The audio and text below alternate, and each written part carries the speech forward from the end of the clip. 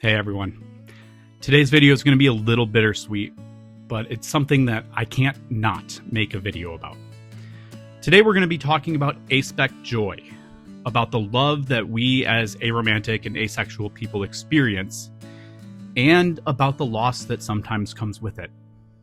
There's a persistent false narrative that we don't feel love. And so often we refute that with friendship, queer platonic relationships, and family. Now, don't get me wrong, those are wonderful points. But today we'll be talking about how that love extends far beyond the bonds that we form with the people in our lives. It's about our passions, our experiences, the things that make us who we are, and how those lead to connections. Before I go on much further, if this video resonates with you, be sure to give it a like, subscribe to my channel, share it out, and turn on notifications. Also, I'll be reading some lines in this video from my upcoming book, Limitless, Poetry of an Aromantic and Asexual Journey. It releases February 18th, 2025, but you can pre-order the full book in the link in the description of this video. So this past week, the city I have lived in all my life, Milwaukee, lost arguably our most treasured icon, Mr. Baseball, Bob Uecker. The voice of our baseball team, the Milwaukee Brewers, for the past 54 seasons. It got me thinking a lot about the things I love and what brings me joy, and sometimes escape. Sometimes teaches me, gives me hope, sometimes gives me heartbreak, but always love. So I asked in the community tab here on YouTube, what are your Aspec joys? What are the things that give you those feelings? And I heard some fantastic responses. One person mentioned their dog and how seeing him makes them smile. Another mentioned that taking up sewing has brought them a lot of joy lately, and that they've been diving into projects like sewing plushies. Someone else mentioned music, a passion that I actually would say that I share with them, especially as they put it, music from movies, shows, and games that they've enjoyed. Essentially, they've fallen in love with the soundtrack of nostalgia, I might say. For me personally, one of my greatest loves of my life has been Brewers baseball. And I wouldn't have that love without Bob Uecker. Uke, as everyone would call him, was that soundtrack to the summer for all of us. I grew up without cable. For me, listening to Bob Uecker was the only way that I could catch a game. And he made me fall in love with the sport and with the team. This wasn't some passing interest or bandwagon fandom. I was a Brewers fan during the leanest of years in the entire franchise. The kind of years where other fans might have walked away. My first game was in 2001, at 10 years old, the same year that the new stadium opened. I couldn't quite remember the exact date, but I do remember the second game, which we won. August 2nd, 2001, a 4-3 victory over the then Florida Marlins. Mark Sweeney hit the first home run I ever saw in person. That moment is burned in my memory. That was one of the few highlights in a tough stretch for the team. The following season, in 2002, was the worst in franchise history, losing over 100 games. For most teams, that would be enough to drive fans away, but you know what? That didn't matter. Because Bob Uecker was on the radio, night after night, making us laugh, telling self-deprecating stories about his own playing days, teaching us about humility and to never take ourselves too seriously, and reminding us that no matter how bad things get, no matter how miserable the situation, you are never alone. Someone else will always be there to help you get by until things get better. And better days did come. In 2008, everything changed. A group of young players who came up through the minors together finally broke the 26-year playoff drought that the Brewers had been suffering. That team was something special. Prince Fielder at first base, J.J. Hardy at shortstop, Ryan Braun in left field, Corey Hart in right, Ben Sheets on the mound, and Ricky Weeks, who is now back with the franchise as associate manager at second base. That was my favorite group of players. And I'll never forget the energy of that season. The hope, and those iconic locker room celebrations when they clinched the wild card. Bob's call of that last game and the champagne-soaked aftermath still gives me goosebumps. Watching that final out, a double play to beat the Cubs, pitcher CC Sabathia pumping his fist from the mound, the elation in Ueck's voice, and the guys rallying around each other was a reminder of what sports can mean to people. It's not just a game. It's a community. It's a family.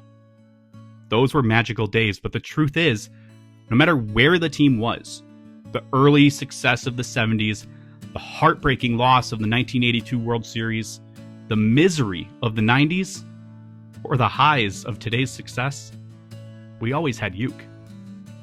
He gave us countless phrases and inside jokes that you hear all around the city to this day regularly.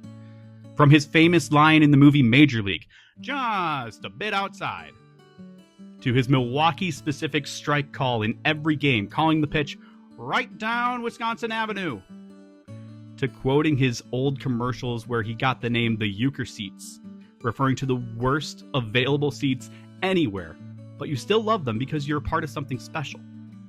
His delivery of the line, "I must be in the front row," made us all feel that every time we walked in the stadium. And of course, his famous home run catchphrase, "Hey, get up, get out of here, gone!" which I'd usually slap the name of a player I grew up with at the end, something like, "For Fielder, for Ryan Braun," or "For Yelich." I even yelled it for Braun as I went down the iconic Bernie Brewer slide at the ballpark, an experience I got to do with my dad back in 2019 from a contest that my dad won. Just another memory that I'll never forget, and something that drew me closer to that team. Through it all, the highs, the lows, the heartbreak, and the triumphs, Bob Uecker was there. He was the steady voice that kept us connected to the team, to the city, and to each other. Milwaukee will never be the same without him. When people say it's better to have loved and lost than to have never loved at all, that applies to us too. Aspec people feel love deeply. It might not always look like what aromantic or asexual people expect, but it's real. The heartbreak I feel this week is proof of that. Knowing that Ueck will never get to call a Brewers World Series championship win. It's devastating. But the love he gave us, the joy he brought to millions, the memories, those will stay with us forever. Bob Uecker wasn't just the voice of the Brewers. He was the heart and soul of Milwaukee. For aromantic and asexual people, we often talk about the love we feel for our friends, which is so important. But love comes in many forms. It's the love of a passion, of an experience, of a connection to something bigger than yourself. And for me, that's always been Brewers baseball. And no one has exemplified that more than Bob Uecker. I visited Bob's statue last night. It's become a memorial. People are leaving flowers, hats, cans of that famous beverage that he used to do commercials for, and rally towels. It's a testament to the impact that people can have with their voice, their presence, and their love, and how that can shape a generation. I also left my own contribution, the rally towel from one of my favorite games I ever attended, the first game of the 2018 playoffs, a matchup between the Brewers and the Colorado Rockies. We won on a walk-off base hit from Mike Moustakas. It's a legendary moment in Brewers history and in my life. And Ueck was the one to instill that love in me. I wrote in Sharpie on the towel, "Thanks for being there. Ueck forever."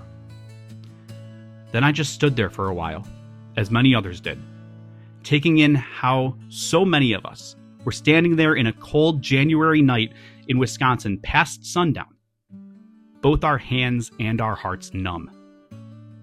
But we were together. In my upcoming book, there's a poem titled Aspec Happiness.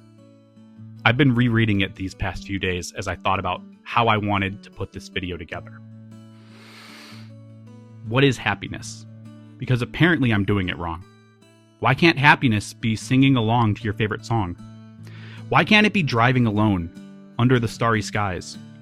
Or watching the sun set on the lake, the air alive with fireflies? Why can't happiness mean embracing the relationships I've found?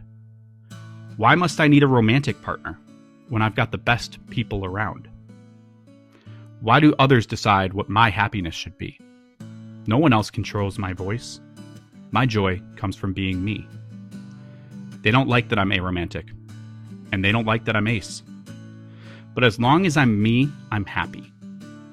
And they'll never wipe that smile from my face. And that's what Aspec joy is all about. Finding those connections, those passions, those experiences that bring light to your life and remind you that you are part of something bigger. I wanted to share that today because Aspec joy and Aspec love deserve to be celebrated. They're valid, they're real, and they're powerful. Thank you for letting me share this story with you, for keeping the spirit of Aspec joy alive, and for remembering the one and only Bob Uecker with me. Tell me about your Aspec joys in the comments below. What are your experiences, your passions, or your memories that make your heart full? Let's celebrate them together. And don't forget to like, share, and subscribe, and turn on notifications so you don't miss any more content like this. And if you want to explore more about Aspec experiences, check out my upcoming book, Limitless: Poetry of an Aromantic and Asexual Journey. It's available for pre-order now through the link in the description, and releases on February 18th, in 1 month from the day of this video. Rest easy, Ueck. And thank you for everything.